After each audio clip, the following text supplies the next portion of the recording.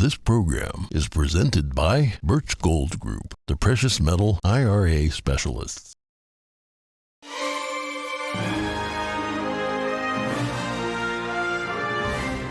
Good morning. In today's headlines, President Zelenskyy goes to Washington and leaves carrying gifts.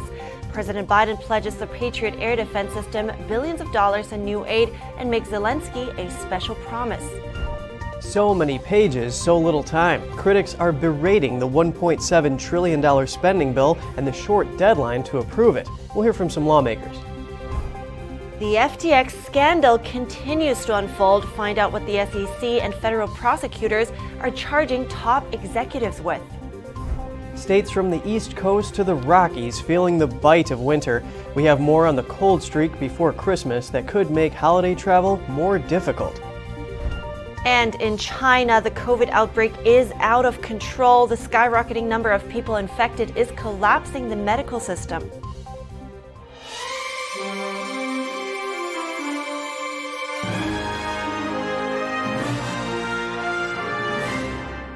Good morning. Welcome to NTD. I'm Kevin Hogan. I'm Evelyn Lee. Today is December 22nd, Thursday, and we have powerful winter storms that are expected to make travel difficult for millions of Americans during the holidays. An Arctic blast hit a wide area in the U.S. yesterday. It brought bitter cold and wind chills to many parts of the nation. NTD's Jeremy Sandberg has more on why you should be getting your soup and sweaters out if you haven't already. Freezing weather and sub-zero wind chills, cold enough to induce frostbite on exposed skin within minutes, is dominating much of the nation's forecast heading into the holiday weekend. The National Weather Service says around 200 million people in 48 states are under extreme weather alerts. Freezing air mass descending from the northern plains sent temperatures into a nosedive. Blizzard conditions stretch from the northern plains states to the Great Lakes region. The storm, fed by moisture, could dump up to a foot of snow on the upper Midwest between now and Friday. By Thursday night, a so-called bomb cyclone is expected to form as the strong Arctic front sweeps across the Great Lakes. It could drive temperatures to record-breaking lows on the Gulf Coast and the eastern United States by Friday. Heavy rains, strong winds, and coastal flooding are in store for parts of the Northeast on Thursday and Friday. Wind chill and hard freeze warnings extend through much of Texas, Louisiana, and Alabama. A hard freeze watch has been posted for the Florida Panhandle. Texas will have its power grid's new winterization measures put to the test. Hundreds died in February of 2021 after winter storms overburdened the state's grid, and millions of customers lost power. Texas officials say they're confident the grid can handle increased demand. People are reminded to be prepared for power outages. Governors around the country are preparing for the bone-chilling temperatures. North Carolina and Kentucky have both declared a state of emergency. West Virginia issued a state of preparedness, and Colorado and Missouri activated the National Guard. Hardware stores are busy helping people stock up on weather-fighting supplies like shovels, rock salt, and windshield de-icer. The ice apocalypse is coming upon us tomorrow, and I want to do some of my neighbors' walkways. According to FlightAware, a flight tracking service, over 1,000 U.S. flights have been canceled as of Thursday morning. Many airlines are posting travel waivers to make changing or rebooking flights easier. You can check their websites for details. Jeremy Sandberg, NTD News. And nevertheless, you can expect crowds if you're traveling during the holidays. The projected number are the biggest they've been in 3 years. AAA forecasts levels just shy of what they were before the pandemic. They estimate close to 113 million people will travel 50 miles or more from December 23rd to January 2nd. Air travel is expected to see a 14% increase over last year. Ukrainian President Volodymyr Zelenskyy was in Washington yesterday. He met with President Biden and addressed a joint meeting of Congress. The trip was the first time the wartime leader left his country since Russia invaded nearly a year ago. And a remarkable primetime address before a joint session of Congress. Ukraine is alive and kicking. Ukrainian President Volodymyr Zelenskyy expressing gratitude for ongoing support from the U.S. amid Russia's invasion, with a gift from the front lines. This flag is a symbol of our victory in this war. We stand, we fight, and we will win because we are united. Ukraine, America, and the entire free world. And reminding Americans the fight for democratic values is not Ukraine's alone. Ukrainian courage and American resolve must guarantee the future of our common freedom, the freedom of people who stand for their values. The momentous speech on the heels of an historic White House visit, where President Joe Biden committed to an additional $1.8 billion in security assistance, including a new Patriot surface-to-air missile defense system. The Patriot battery will be another critical asset for Ukraine as it defends itself against Russian aggression. Zelensky's visit comes as Russia mounts unrelenting attacks on Ukraine's critical infrastructure. Russia is using winter as a weapon, freezing people, starving people, cutting them off from one another. The leaders uniting in a symbolic rebuke of Russian President Vladimir Putin, with the hopes a continued alliance will ultimately turn the tide and bring an end to the war. We will stay with you for as long as it takes. Congresswoman Lauren Boebert was in D.C. last night for the visit of Ukrainian President Volodymyr Zelenskyy. She uploaded a video of her thoughts about his address on Twitter. The video went viral and has already reached nearly 1 million people since yesterday evening. The people of Ukraine are suffering. The war is deadly and horrific, and the carnage has not stopped. Sadly, what I didn't hear tonight was a clear explanation of where the first $50 billion we sent to support their efforts went. Until Congress receives a full audit on where our money has already gone, I will not support sending additional money to this war. Boebert continued with a comparison between Ukraine's President Zelenskyy and President Biden. She remarked that she understands Zelenskyy is working to protect his country's borders and his people. However, she says it's her wish that the U.S. Commander-in-Chief do the same right here at home. She called on Biden to secure the U.S. southern border and to protect the people of the United States. Congresswoman Lauren Boebert is not the only one who expressed their concerns over the spending bill. With over 4,000 pages of text and just a few days for Congress to pass it, the omnibus government spending bill has its critics. We take a peek under the hood to look at some of their complaints. NTD's Daniel Monahan has more. The country cannot wait for this to be fixed anymore. Representative Dan Bishop of North Carolina tweeted that his team was reading through the bill. He listed some of its standout items, including over $300 million to prepare for an influenza pandemic, including the use of surveillance tools, $26 million to the House of Representatives Office of Diversity and Inclusion, more than $3.5 million for the Michelle Obama Trail, $3 million for the LGBT Museum in New York City, over $11 billion for the FBI, as well as funding for a federal building named for Nancy Pelosi. Bishop and Representative Matt Gaetz appeared together on Firebrand. Gaetz pointed out that Ukraine got, quote, great treatment in the legislation. Not only will the Ukraine Independence Park be built in D.C., he said the war-torn country will also receive another $47 billion in aid. Bishop remarked that with the newly added $47 billion, the total spent on Ukraine aid will top $100 billion. Russia's entire defense budget is $84 billion. Gaetz pointed out that nearly $13 billion of that is for economic assistance to stabilize the economy and spur economic recovery. So if you were looking for an economic nationalist agenda, I guess you've got one. It's just for Ukraine, not for the United States of America.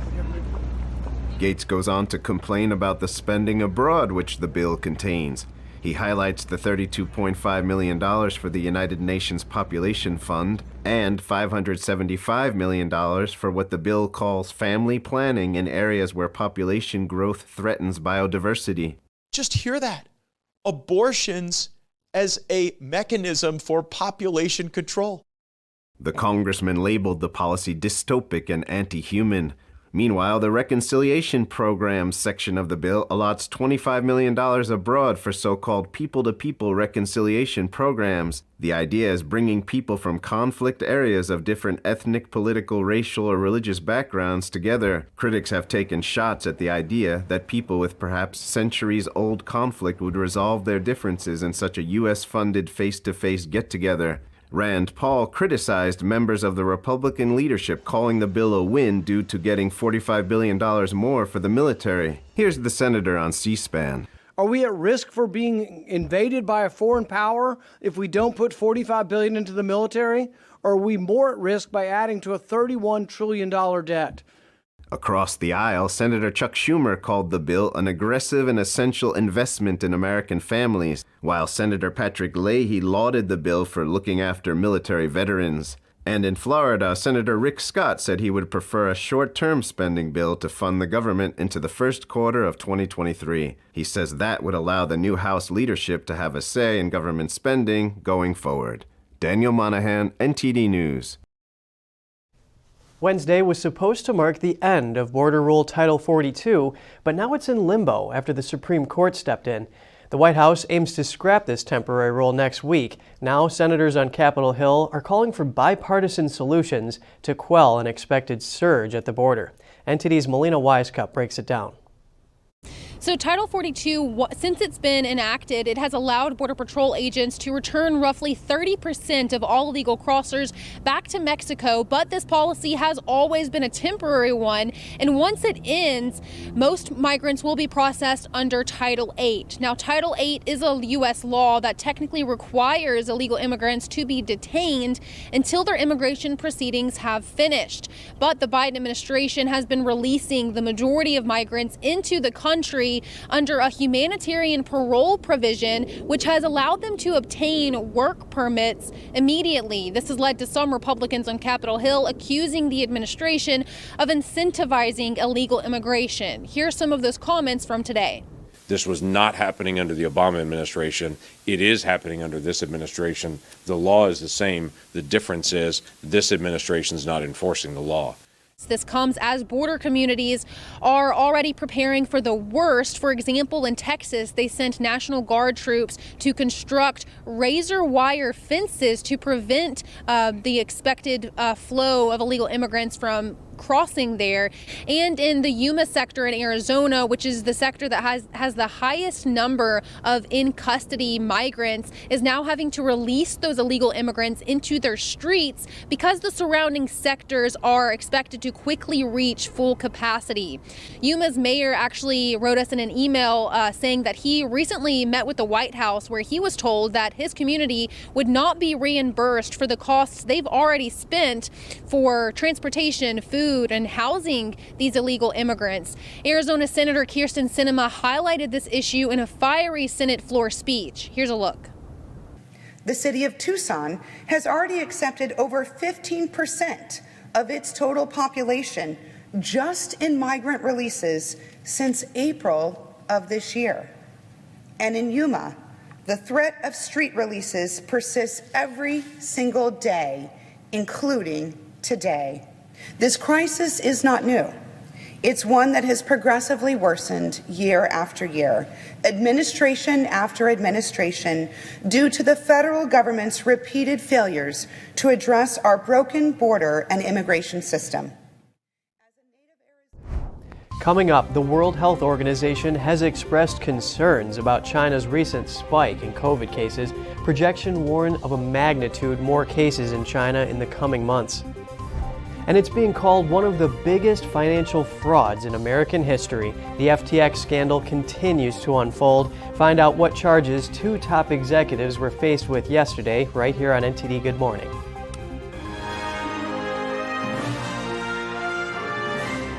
It's just clear as day.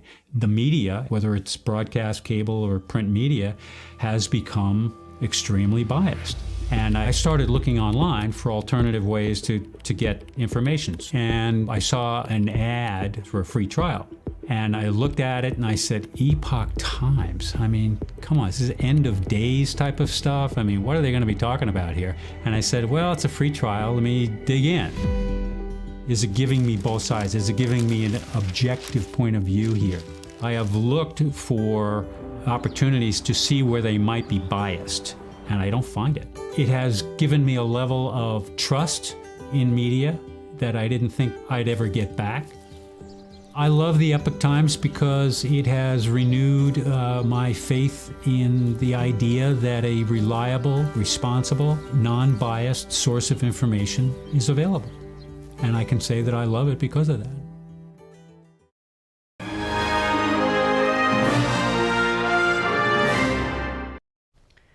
We're continuing the program with China. The COVID outbreak there is out of control. The number of people exposed is skyrocketing, and the medical system is collapsing.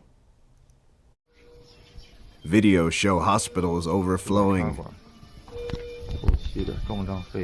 A voice saying they are all suffering severe pneumonia or respiratory failure. Elderly can be seen lying on the ground. In Chongqing Medical University Hospital, there are no more beds. Some are seen being treated on the floor. The outbreak in China is out of control, even in Beijing.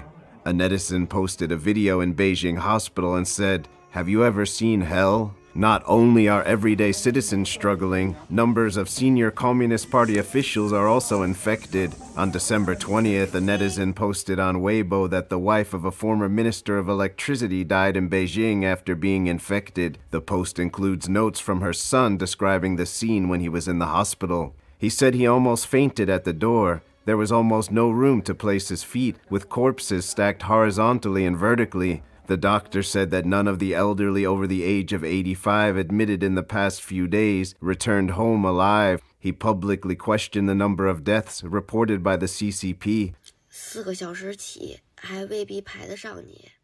A similar situation was described in a video from another Beijing resident. She had to go to 3 different hospitals to treat her father. She said wait times were all a minimum of 4 hours and there was a shortage of beds. She said 6 people died while her dad was getting an IV.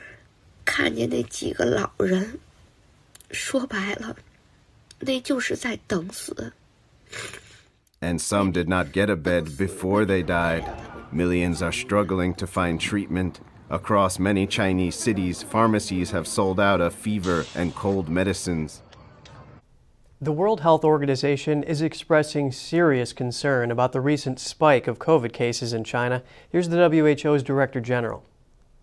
WHO is very concerned over the evolving situation in China, with increasing reports of severe disease. In order to make a comprehensive risk assessment of the situation on the ground, WHO needs more detailed information on disease severity, hospital admissions, and requirements for ICU support. And we need to get better ways of getting that data quickly so we can monitor together the situation, because it's in the interest of the Chinese health system to know where the pressure is in the system at any one time. It has reaffirmed its support to the Chinese regime for vaccinating those at highest risk, but also stressed the need for more up-to-date information from China. The WHO says while China has ramped up its vaccination efforts, the efficacy of Chinese-made vaccines is only at around 50%. Meanwhile, it also pointed out that China's definition of COVID deaths was inconclusive, as the country was limiting it to people who have suffered respiratory failure. Projections warn of an explosion of cases, with possibly over 1 million deaths next year.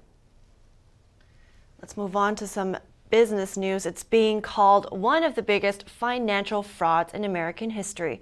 The FTX scandal continues to unfold. Yesterday, the Securities and Exchange Commission, or SEC, charged 2 of Sam Bankman-Fried's top executives, Caroline Ellison, and the former CEO of Alameda Research, and Gary Wang, the former chief technology officer and co-founder of FTX. The SEC called them active participants in a scheme to defraud FTX investors and swindle its customers. The SEC says Wang created a software code that allowed Alameda to divert FTX customer funds, and that Ellison then used the misappropriated funds for Alameda's trading activity. They also accused them of manipulating the value of FTX's crypto security token. In a parallel action yesterday, federal prosecutors in Manhattan charged Wang and Ellison. Here's what Manhattan U.S. Attorney Damian Williams said. The Southern District of New York has filed charges against Caroline Ellison, the former CEO of Alameda Research, and Gary Wang, a co-founder of FTX, in connection with their roles in the frauds that contributed to FTX's collapse. Let me reiterate a call that I made last week. If you participated in misconduct at FTX or Alameda, now is the time to get ahead of it. We are moving quickly, and our patience is not eternal. Williams says Wang and Ellison are both cooperating with the government and that they pleaded guilty to multiple counts of conspiracy and fraud in the crypto scheme. Wong to 4 counts including wire fraud, Ellison to 7 counts including money laundering. FTX founder Sam Bankman-Fried boarded a flight in the Bahamas last night for extradition to the U.S. He originally said he would fight extradition, but then reversed that decision. That might have something to do with the conditions of the prison he was being held in. It's being described as overcrowded and dirty with rats and maggots. Bankman-Fried was the second largest Democratic donor this election cycle after George Soros. He gave over $40 million to support Democrats. He's being accused of campaign finance violations, fraud, and conspiracy. The 30-year-old could potentially spend the rest of his life in jail. And captured on video by an eyewitness, a collision and a train derailment in Tennessee left roads closed and 2 people injured on Tuesday. Here's the stunning footage. Eyewitness employees were transported to a hospital. Local media reported the derailment of 3 locomotives and 10 cars, which were not carrying any hazardous materials. And 1 person is dead after a fuel tank exploded with a massive blast in a northern Colombian city yesterday morning. The victim was a 53-year-old firefighter who died after falling and receiving a blow to the head. Authorities said that efforts to control the fire would take up to 4 days, as they must wait for all the fuel to be consumed first. Operations at the terminal are suspended until the fire is fully under control. The country's president, Gustavo Petro, expressed his support to the city's mayor on social media. And coming up, we visit a town in Indiana named Santa Claus. Find out more about the place where children from all over send letters to Santa. And an aquarium in Rio de Janeiro, Brazil is featuring a very different kind of Santa, one who's underwater, delivering Christmas magic from a very unusual place. Stay with us to find out more.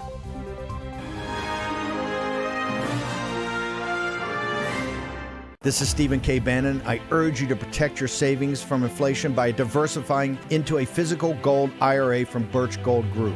Simply text the word NTD to 989898 and you'll get a free info kit on gold IRAs explaining everything. Coming soon on International Reporters Roundtable. Protests, uprisings occurring in Brazil over the presidential election. China over the COVID lockdowns, and Iran sparked by the regime's brutality toward women. These are only some of the largest all over the world.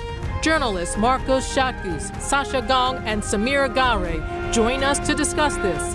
Is there a link? Tune in with NTD host Cindy Drukir and our guest panel, giving us a clearer picture of these global events. Saturday afternoon at 1 p.m. or Sunday at 7 p.m. Eastern Time.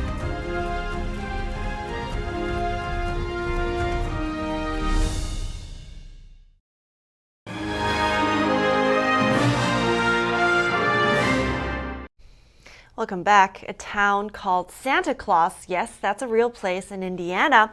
And because of the unique name, for over a century and a half, letters directed to Santa have been sent to the town's post office. And for over a century, the town has been responding to the children. NTD's Flinders Kingsley with the story. Santa Claus, Indiana. Acquired its famous name in 1856. The town fully embraces its name and has become known for its Christmas spirit. Christmas is giving. Even though we perceive it as receiving, Christmas is giving. And it all goes back to the very first Christmas where Jesus was given to us. So Jesus is the reason for the season. In 1914, Postmaster James Martin began answering children's letters to Santa. 91-year-old Pat Cook makes sure the tradition stays alive. The whole township gets involved to answer the 20,000 to 30,000 yearly letters. We have groups that call in and say we want to come after work, like the Chamber of Commerce or a bank or a school teachers. And we have a list of that, so I stay here as long as it takes to get letters answered. In 1930, the town was featured in Ripley's Believe It or Not. That year, the town received more than 1 million letters. Postmaster James Martin needed help answering the letters, and so recruited Jim Yelig, Pat Cook's father. My father always had letters in the trunk of his car, and we always had them on our dining room table. And he took them to the sisters at Ferdinand to answer, to the priests at St. Meinrad, to the Dale High School typing class. What do you want for Christmas? Pat's father became known as the real Santa from Santa Claus, Indiana, when he started working at the Santa-themed park. Opened in 1946, the park says it was the world's first theme park. He helped veterans get pensions, and he had those marked with everybody's names, with everything he did. He was just a very, very generous, giving man, like Santa Claus is, right? Right. Now Pat runs the Santa's Museum, and her daughters and granddaughters are taking up the tradition, keeping the spirit of Santa Claus alive. Flinders Kingsley, NTD News. Who dresses in red, has a white beard, long flippers, and a diving cylinder on his back? That's right, it's Santa. But this time he's not touring the world delivering presents, but instead swimming with fish and sharks in the Aqua Rio's fish tank in Rio de Janeiro. The fish tank is home to around 2,000 fish. Felipe Luna, the scuba diver behind Santa's costume, said seeing the sparkle in children's eyes was the Christmas magic. But it was visitors of all ages who were fascinated by the diving Santa. He even blew kisses to his fans from inside the tank. Scuba Santa will be taking daily dives in the aquarium up until Christmas Day. All right, that story inspires me. It's time for some Santa jokes. Okay, which one of Santa's friends is most chill? I don't know. Please tell me. Jack Frost. Okay. Okay. All right, here's another one. What did Mrs. Claus tell Santa when she looked up at the sky? I don't know. It looks like reindeer. You know what? I'll let these ones slide because it's so close to Christmas. Oh, thanks, Evelyn. I don't want you to bring out that stage hook again. Oh, no, but I'll consider it seriously next time. All right, that's it for today. Write us at goodmorning@ntd.com if you have anything that you would like to share with us. Thanks for watching. I'm Evelyn Lee. And I'm Kevin Hogan.